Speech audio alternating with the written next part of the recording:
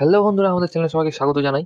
তো রিসেন্টলি আপনারা মার্ভেলের থান্ডারবোল্টের টিজার এবং তার নিউ লুক দেখেছেন, এবং সেখানে একটি ক্যারেক্টার দেখেছেন, বব অর্থাৎ সেন্ট্রি, যাকে আমরা মার্ভেলের সুপারম্যান হিসেবে জানি। তো যাই হোক, তো এই ভিডিওতে আমি সেন্ট্রির অরিজিন সম্বন্ধে বলবো। তো চলুন সমালোচনা করে ভিডিওটি শুরু করা যাক।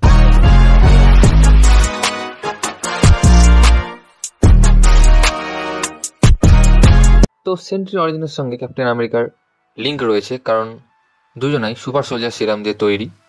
তো তারপর থেকে অনেকে এই ধরনের সিরাম বানানো শুরু করে এবং এই সিরামটাকে আরও ইমপ্রুভ করার চেষ্টা করতে থাকে।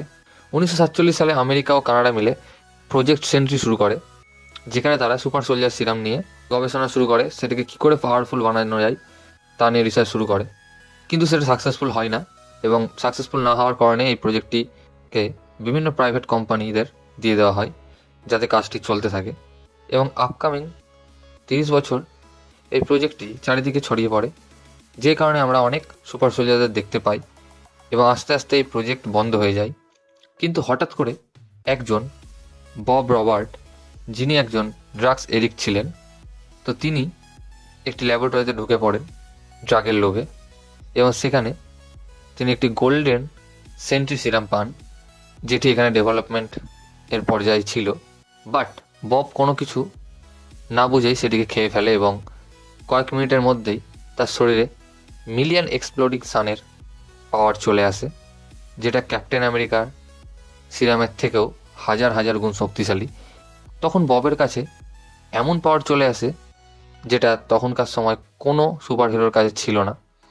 পরে সে তার স্কুলের বদমাশ ছেলেদের কাছে যায় এবং তাদের কাছ থেকে রিভেঞ্জ নেয়, যারা তাকে ড্রাগস এডিক্ট করেছিল। এবং পরে সেই পাওয়ার দিয়ে লোকেদের জন্য ভালো কাজ করে, কিন্তু এই পাওয়ারটা ছিল লিমিটেড, তাই তাকে মাঝে মধ্যে এই সিরাম নিতে হতো। এবং যে সায়েন্টিস্ট এই সিরামটি বানিয়েছিল, সে তাকে ওয়ার্নিং দিয়েছিল যে সময়ের সাথে সাথে এই সিরামের ডোজ বাড়াতে হবে, যেটা একদমই ভালো নয়।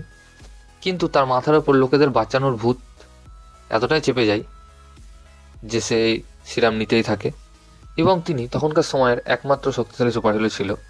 পরবর্তীতে অন্য সুপারহিরোদের সঙ্গেও তার বন্ধুত্ব হয়, এবং সে স্পাইডারম্যানের জন্য আরও পপুলার হয়ে যায়, এবং রিড রিচার্ড তার ভালো বন্ধু হয়ে যায়, এবং আস্তে আস্তে আরও সুপারহিরো সঙ্গে তাদের দেখা হতে থাকে এবং টিম তৈরি করতে থাকে, তাদের নিয়ে সে ভিলেনদের ব্যান্ড বাজায়। পরে বব তার গার্লফ্রেন্ড লিন্ডির সাথে বিয়ে করে, এবং পরে জানতে পারে যে সে সিরাম এডিক্ট হয়ে পড়েছে। ঠিক এরপরেই ভয়েড নামে একজন ডার্ক পাওয়ারযুক্ত ভিলেন এর ইন্ট্রোডিউস হয়, যাকে সামলানো কোনো সুপারহিরোরই ক্ষমতার মধ্যে ছিল না, যাকে কিনা সেন্ট্রিও আটকাতে পারত না। তো সেই ভয়েড নামে ভিলেনটি হাল্ককেও ডার্ক ডিমসে পাঠিয়ে দিয়েছিল, এবং ভয়েড ম্যানহাটনের প্রায় 10 লাখ লোকেদের মেরে ফেলে। কোনো সুপারহিরো তাকে আটকাতে পারছিল না। পরে জানা যায় যে এই ভয়েড আর কেউ নয়, সেন্ট্রি। সময়ের সাথে সিরামের ডোজ আরও শক্তিশালী হতে থাকে, ভয়েড আরও শক্তিশালী হতে থাকে। এখানে ভয়েড আসলে সেন্ট্রির ডার্ক পার্সোনালিটি। সেন্ট্রি যেখানে হিরো, সেখানে ভয়েড ভিলেন। ভয়েডকে আটকানোর জন্য সেন্ট্রি ডক্টর স্ট্রেঞ্জের এবং রিড রিচার্ডের সঙ্গে টিম আপ করে। ডক্টর স্ট্রেঞ্জ বলে ভয়েডকে আটকাতে গেলে সেন্ট্রিকে নিজেকে আটকাতে হবে, কারণ যখন সেন্ট্রি এক্সিস্ট করবে তখনই ভয়েডও এক্সিস্ট করবে। তাই রবার্টকে ভুলতে হবে যে সে সেন্ট্রি। তারপর সেন্ট্রি যে ওয়াচ টাওয়ারটি ছিল, সেখানে রিড রিচার্ড এআই এর মাধ্যমে একটি ট্রান্সমিটারের ওয়েব ক্রিয়েট করে, এবং ওয়েবটি যতদূর পর্যন্ত যায় সেন্ট্রি কে সবাই ভুলে যায়। রবার্ট নিজেও ভুলে যায় যে সে সেন্ট্রি। এইভাবেই সেন্ট্রির এন্ড হয়, এবং তার এন্ডের সাথে সাথে ভয়েডও শেষ হয়ে যায়। অনেক বছর পর আবার যখন রবার্ট তার ফ্যামিলিদের সাথে নর্মাল লাইফ কাটাচ্ছিল, তখন একদিন রাতে সে একটি স্বপ্ন দেখে, এবং সেই স্বপ্নে সে কিছু পুরনো জিনিস দেখতে পায়। তারপর সে বাইরে বেরিয়ে যায় এবং একটি বই হাতে নেয়, আর সেই বইয়ের মধ্যে সে সেন্ট্রি হওয়ার সিরামটি পায়, যেটা খেয়ে সে আবার সেন্ট্রি হয়ে যায়, এবং তার কাছে পাওয়ার চলে আসে, এবং পুরনো সব যে স্মৃতি ছিল তার আবার তার মনে চলে আসে, এবং সেন্ট্রির সাথে সাথে ভয়েডও আবার চলে আসে। কিন্তু রবার্টের সেটা মনে থাকে না, কিন্তু ভয়েড যেতে যেতে বলেছিল যে সে আবার ফেরত আসবে। সেন্ট্রি তখন রিড রিচার্ডের কাছে যায়, বাট ওয়াচ টাওয়ারের থেকে ওয়েব বেরোনোর কারণে কেউ তাকে চিনতে পারে না। এরপরে রিড রিচার্ড সুইস্ট্রমের কাছে যায় এবং তাকে বলে তার কাউরির বিয়ের কথা মনে পড়ছে, বাট সেন্ট্রিকে মনে নেই।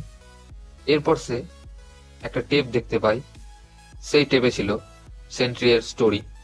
রিড রিচার্ড নিজেই রেকর্ড করে রেখেছিল এবং সেখানে ভয়েডকে আটকানোর উপায়ও বলা ছিল, কিন্তু সেখানে বলা ছিল না যে সেন্ট্রি ভয়েড। এরপর সেন্ট্রি সেই ওয়াচ টাওয়ারে গিয়ে ট্রান্সমিটারটি ভেঙে ফেলে এবং তাকে যারা ভুলে গেছিল তাদের আবার মনে চলে আসে সেন্ট্রিকে এবং সব সুপার হিরোদেরও। সেন্ট্রির মনে চলে আসে রিড রিচার্ড পাবলিকের সামনে তাকে মিথ্যেবাদী বলে তার মেমোরি মিটিয়ে দিয়ে তাকে মৃত ঘোষণা করে, কিন্তু কাউরির এখনো মনে আসে না যে সেন্ট্রি আর ভয়েড একজন। এরপরেই এন্ট্রি হয় ভয়েডের এবং সেন্ট্রি সবার সামনে আসে এবং বলে ভয়েড চলে এসেছে। এরপর সব সুপার হিরো তাকে আটকাতে চলে আসে, কিন্তু সেন্ট্রি তাদের ওপর রেগেছিল। সুপার হিরোদেরও মনে ছিল না যে সেন্ট্রি সাথে এরকম তারা করেছিল।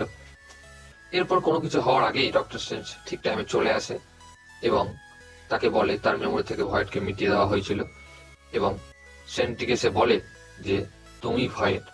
এই ঘটনার পরেই সব সুপার হিরোদের মনে পড়ে যায় সেন্ট্রি ও ভয়েডের মেমোরি ফেরত চলে আসে এবং রিড রিচার্ড এবং ডক্টর স্ট্রেঞ্জকে সেন্ট্রি বলে আবার একবার সেন্ট্রিকে মারতে হবে।